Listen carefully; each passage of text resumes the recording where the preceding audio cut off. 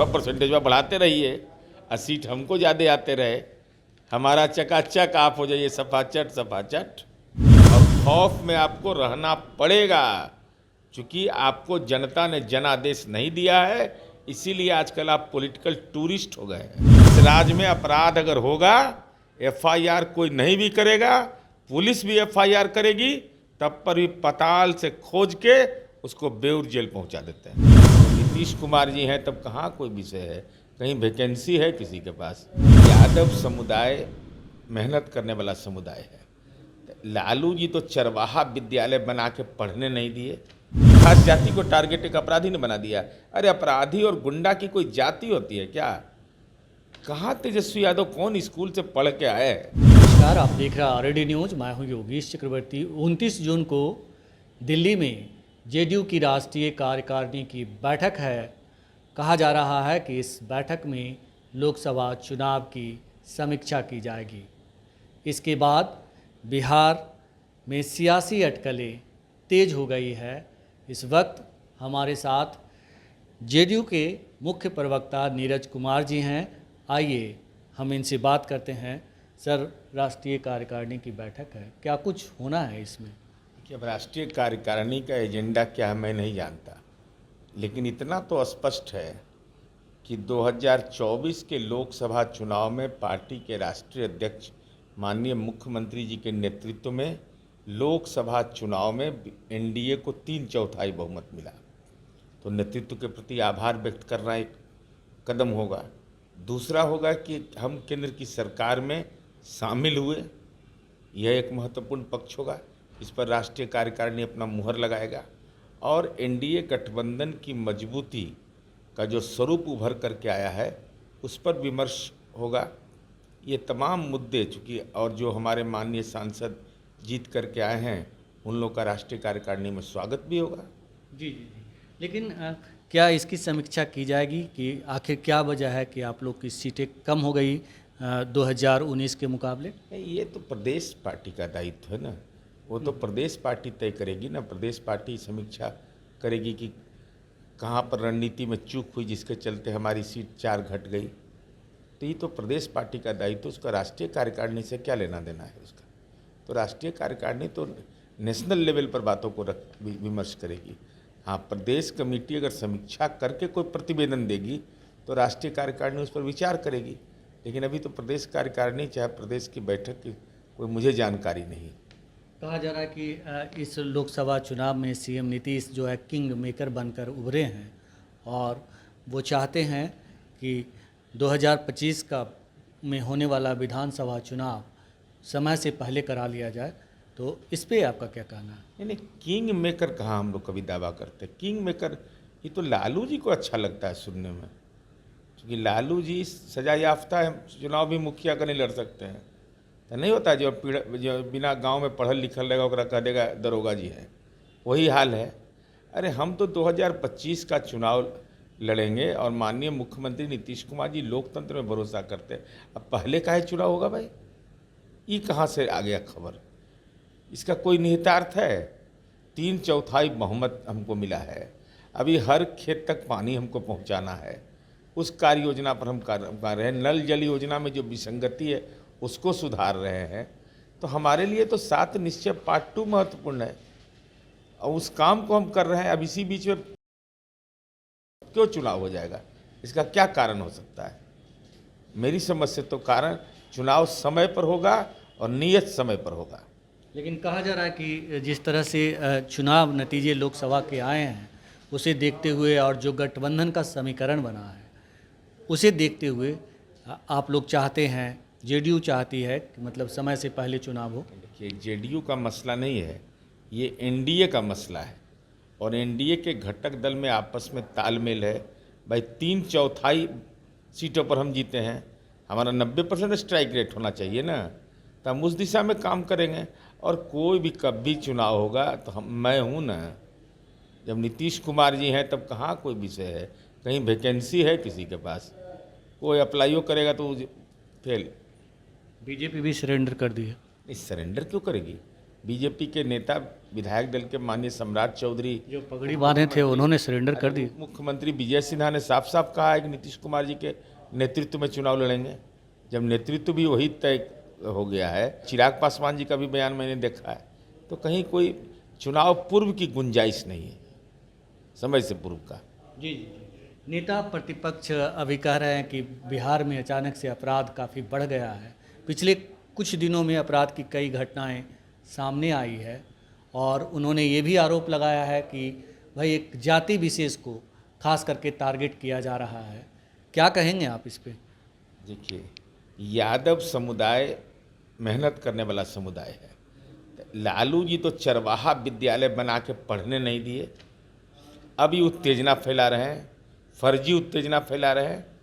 छपरा की घटना जो जमीनी विवाद को लेकर के हुआ था, वह राम अयोध्या प्रसाद यादव, उनको पिताजी का नाम नहीं यादव हमारे पास है, पिता स्वर्गीय रघुनाथ राय, सुनील यादव पिता अयोध्या प्रसाद यादव, मेथवलिया के थे।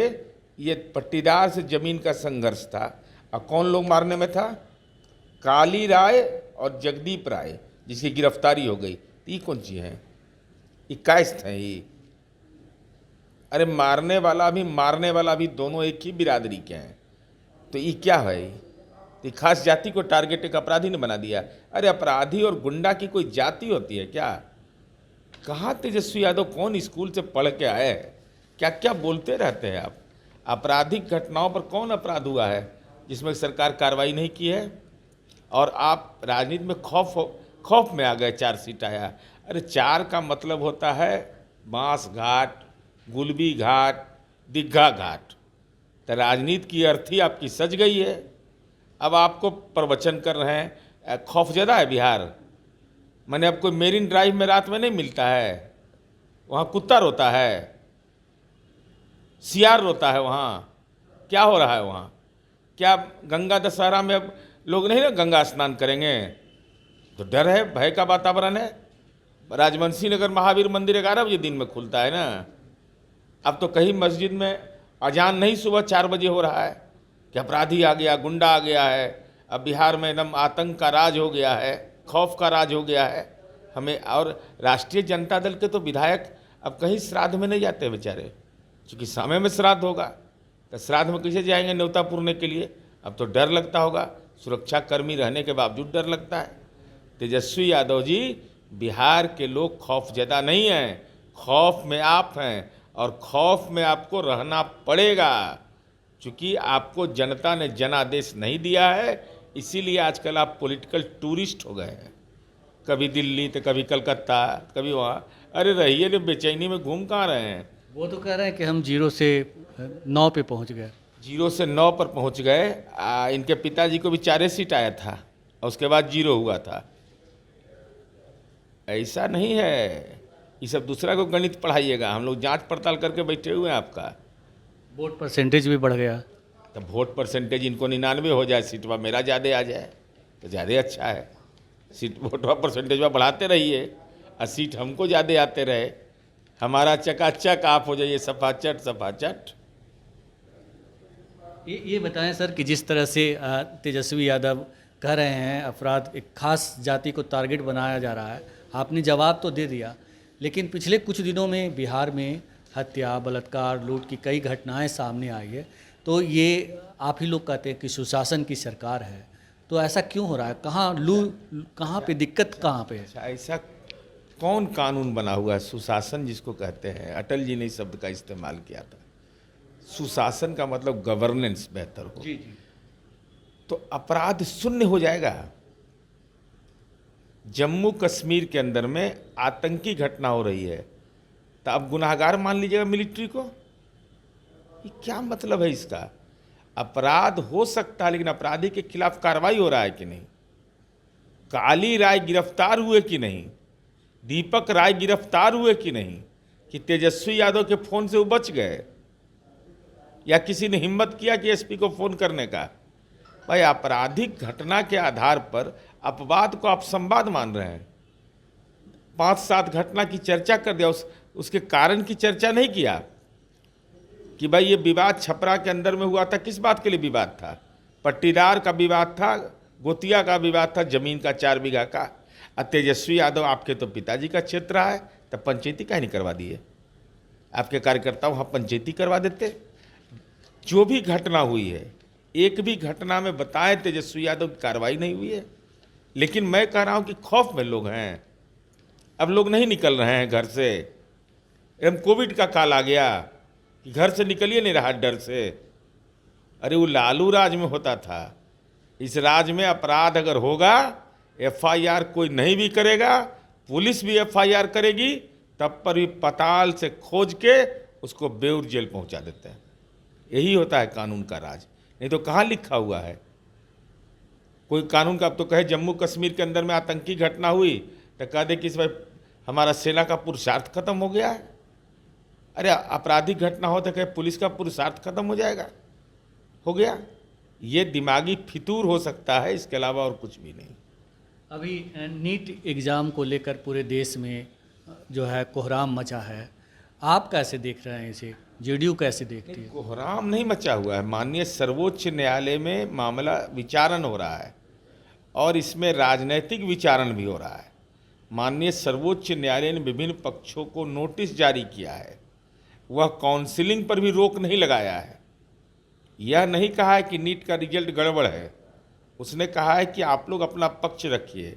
और आर्थिक अपराध शाखा बिहार का, उसको जब जानकारी मिली तो वह भी मामले की जांच कर रहा है। अब तेजस्वी यादव जी को आजकल नीट की चिंता होने लगी है, तो हम उनसे अनुरोध करेंगे कि अगर आपके पास साक्ष्य है कि प्रश्न पत्र लीक हुआ है, अगर आपके पास साक्ष्य है कि गड़बड़ी हुई है, तो कोर्ट की प्रक्रिया के तहत आपको भी सुप्रीम कोर्ट में एक वकालतनामा दाखिल करके इंटरवेनर बनने का अधिकार है। इंटरवेनर बनिए, तब जानेंगे कि आपको छात्र छात्राओं की पीड़ा है। लेकिन राजनीतिक पीड़ा है तो हम आपकी कोई मदद नहीं कर सकता। ये जो खबरें हैं कि बिहार में कुछ लोग गिरफ्तार हुए हैं, क्या ये अफवाह भर है कि नीट क्वेश्चन आउट से संबंधित कुछ लोग? मुझे कोई औपचारिक जानकारी नहीं है। मैंने मीडिया में देखा है कि आर्थिक अपराध शाखा एक्टिव है, तो किसी के कहने पर एक्टिव हुआ है। कोई तेजस्वी यादव आवेदन दिए थे जाकर के, राष्ट्रीय जनता दल के जगता बाबू के प्रपत्र पर कोई आवेदन गया था, जानकारी मिली, कार्रवाई हो रही है और माननीय सर्वोच्च न्यायालय इस पर विचार कर रहा है। इसलिए राजनीतिक विचार से बचिए, नहीं तो तेजस्वी यादव जी हो सकता है, मैं नहीं जानता, सुप्रीम कोर्ट की अवमानना के चक्कर में पड़ जाइए आप। जिस तरह से 69 स्टूडेंट को जो है 720 नंबर आए हैं, तो ये इसको लेकर भी सवाल खड़े किए जाते हैं कि यह संभव है। इस सब विषय पर तो सुप्रीम कोर्ट विचार कर रहा है। सरकार, केंद्र सरकार को भी अपना शपथ, अपनी बात रखने के अधिकार दिया है। ये तमाम बिंदु तो कोर्ट में उठाए गए होंगे ना। जी। लेकिन राजनीतिक बिंदु जो सवाल उठा रहे हैं उनसे हम कह रहे हैं काहे देर कर रहे हैं? बेल के लिए आपके पास वकील है, छात्र छात्रा के लिए वकील है, इंटरवेनर बन जाइए, उसमें कौन रोक रहा है? अगर प्रमाण मेरे पास रहता तब इंटरवेनर बन जाते, सत्ताधारी दल में तब पर भी बन जाते। छात्र छात्राओं का भविष्य की चिंता अगर हमको है, तब आपने पढ़वे लिखवे नहीं किए तो दूसरे भविष्य की चिंता करें। हमसे बात करने के लिए शुक्रिया सर। धन्यवाद। तो ये थे जेडीयू के मुख्य प्रवक्ता और पूर्व मंत्री एमएलसी नीरज कुमार जी, जिन्होंने बिहार से जुड़े तमाम मुद्दों पे बेबाकी से बात की और ख़ासकर अपराध से जुड़े मुद्दों पर उन्होंने कहा कि अपराध हो रहा है तो उस पर कार्रवाई भी की जा रही है और जो आरोपी हैं उन पर पुलिस नकेल कस रही है। योगेश चक्रवर्ती, आरएडी न्यूज़, पटना।